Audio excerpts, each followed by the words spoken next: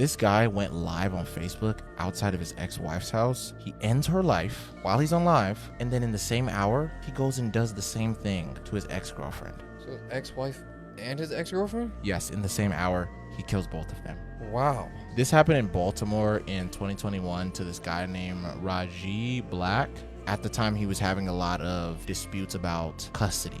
This thing took this guy to another level and sent him spiraling all the way to the point where he eventually ends up going down this road. Both of the women's names were Wendy Black and Tara LeBang. So on this unfortunate day, he decides to jump on Facebook Live and he starts recording himself. You don't really know where he's at until after he's done rambling about his life and his relationships and all these other things, basically blaming his ex-girlfriend and his ex-wife. You find out where he's at because he turns the camera and it's his ex-wife's house. He's in front of it. He goes and says, "Oh, there goes my ex-wife right here." And immediately when she sees him, she tries to go to close the door, and you see this guy rush for the door while he's on live and gets inside.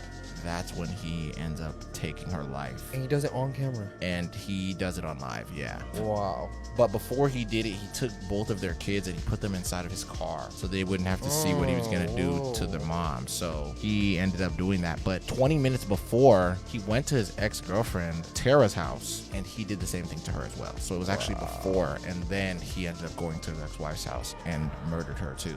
Then right after that, he ends up shooting himself as well. He does it in the house after he shoots her, his ex-wife. And he leaves his kids in the car? And he just leaves them in the car. And both of their parents are inside dead. That's insane. Which is super crazy.